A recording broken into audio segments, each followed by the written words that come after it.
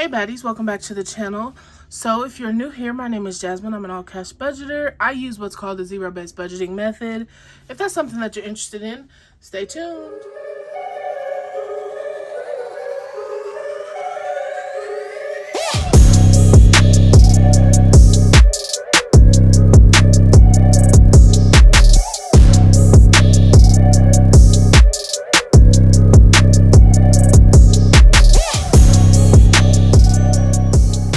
First, I use digital planners to work out my budget.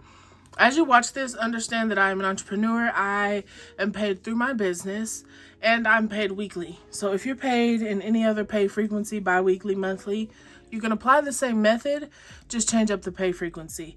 And also understand as I work through my bills that I am 1 month ahead in bills, which means that I already have money for May's bills in an envelope. So I'm kind of working on a month ahead type schedule. So if you're not, figure out what works for you. Some people just leave it in the bank, create a month ahead fund. And some people just prefer their bills to be auto drafted, which is fine, okay? So I'm actually going to use my pink digital planner today. I know we had been using the neutral, but I also want to showcase this one for people who are interested. So here's the front page. And remember, to be able to use the hyperlinks, you have to turn the pen off. So we're going to go ahead and go over to April. We're going to be working through our budget. Here's last week's budget, as you can see. So I'm going to go ahead, come up here, copy this page so I don't have to rewrite everything. And then I'm going to go ahead and paste this page. So all we'll have to change here, pardon me, is our date and our savings amounts. So it just saves you a little bit of writing to do it that way. If you prefer to write it out, that's fine.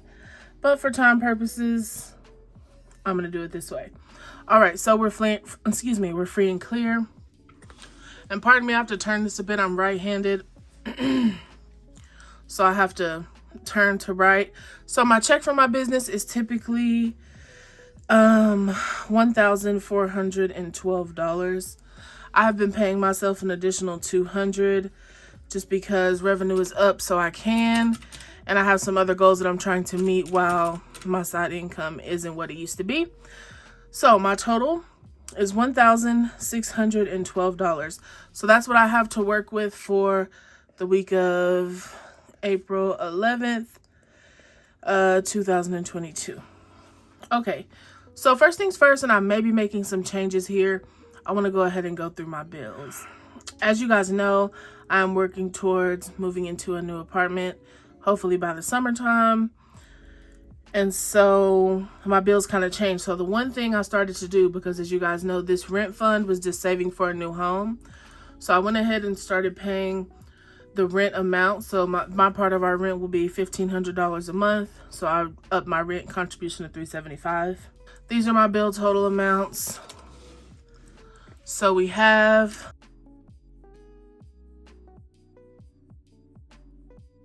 a total of $560 for our bills. So I'm going to take my income amount, which is $1,612, minus $560, which leaves us with $1,052 to work with here. So next up, we are going to work on my cash envelopes, which are gas, groceries, dine out, shopping, beauty, and miscellaneous. And if you're wondering, Lord, I can't talk today. These are the funds that you carry in your wallet for your everyday spending. I think I do currently need some gas, so I'm actually going to put $40 here. For groceries, we are actually pretty stocked. We had I don't know what you would call it, a grocery opportunity come up. So, one of those hood buy one get ones. If you know, you know. So I'm just going to be putting 100 here instead of 125. I doubt I will even spend that this week. For dining out, we've really been cooking, but just in case, let me do 25. And then shopping, I'm going to do 10.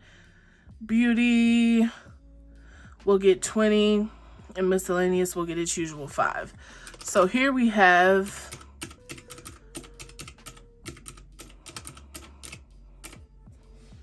Okay, so we have a total of, sorry y'all, this is sliding.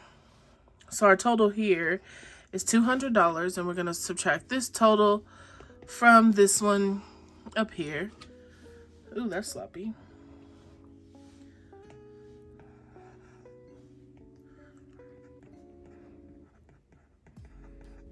Okay, so we're going to take 1,052 minus 200, leaves us with $852.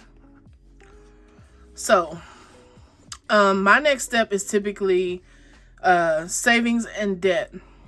So here is where you need to consider your financial goals. For me, let's take a break. So for me, starting this method, I understood for me to be able to stay consistent, I needed to save first. So I had debt. I had credit cards that were charged off. I had almost $60,000 in student loans.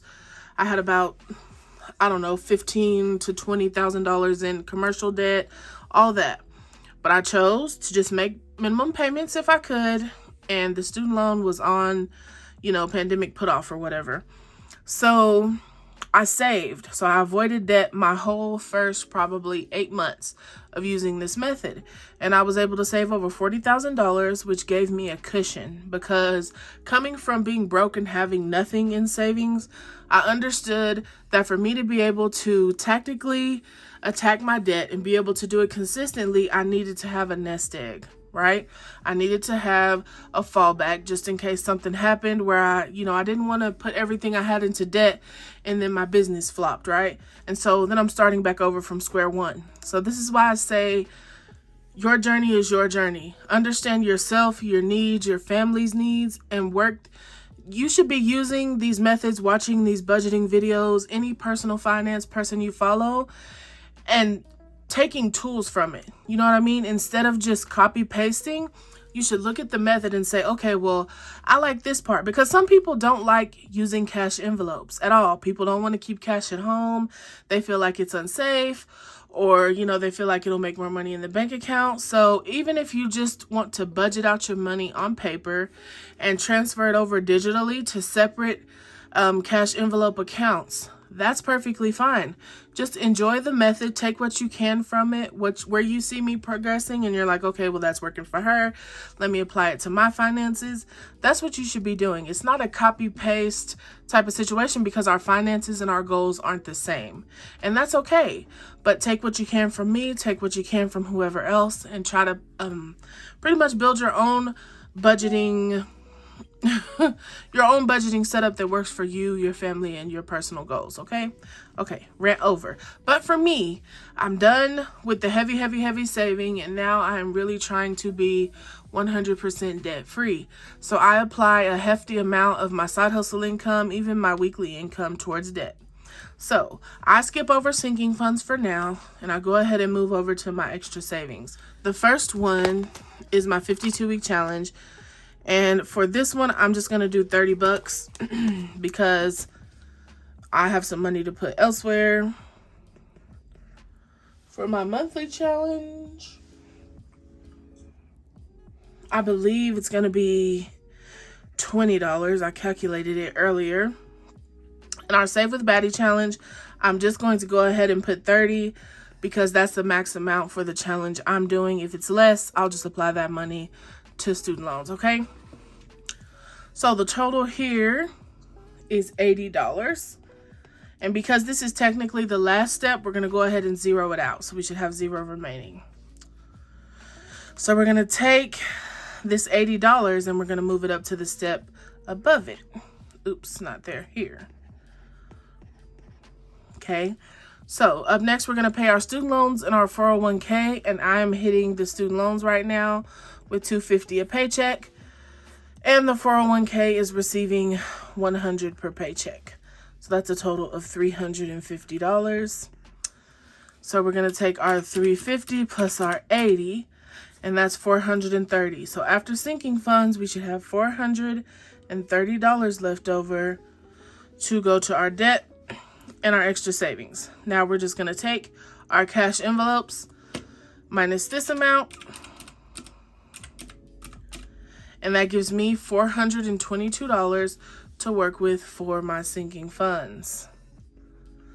So now I'm going to flip through them and see where I want to put the money. So like I said, I always pay my savings, so that gets money regardless. Credit repair will be getting some money. Manifestations is where I stuff my apartment binder, which is a huge priority for me right now. So that will be receiving money. My emergency fund will get a little bit. None of these. And so the things I'm going to remove are my birthday. And I'm going to go ahead and remove travel. So let me write these in. So I'm going to go ahead and write in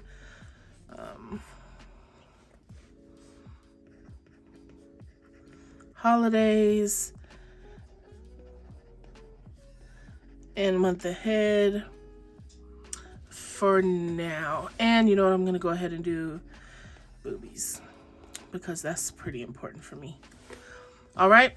So we're going to take this $422 and we're going to put 162 of it into savings. Okay. That leaves us with 260. So my manifest binder, I want to go ahead and put 100. Top priority for me. So that leaves us with 160. Holidays is going to get $30.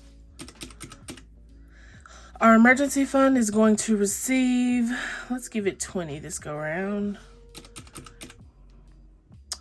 Credit repair will be receiving 20 as well.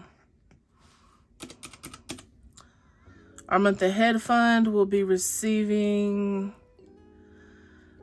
let's do boobies. We're going to give boobies 50. And our month ahead fund will get this last remaining $40. So let's go ahead and total these out.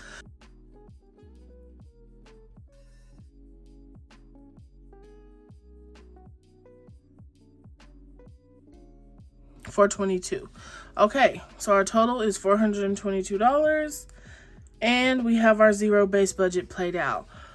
So I'm not stuffing as many sinking funds because I really am trying to hit certain goals in these funds versus just stacking up the amounts. And one thing that I will also do is go ahead and unstuff my birthday envelope. I didn't spend all of that money. I did spend a little bit, so I'll work that out as well. So that money will also probably go into my manifest binder. But so far, this is what we have. So the next step for me will be to go ahead and fill out my sinking funds breakdown to figure out, oh, I put my little teleslip on here, to figure out how to, where money is going and stuff. So that's my next step. I won't bore y'all with that. We've done that before. So in the next video after this, you will see me cash stuff the actual money that I broke down today. I look forward to seeing you. Bye.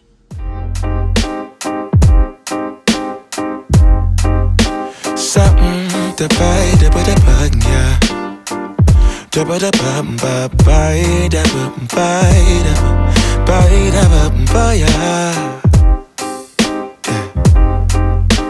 Set the ba da da ba da. Boy, yeah. Da ya, boy, yeah. Sunlight that always.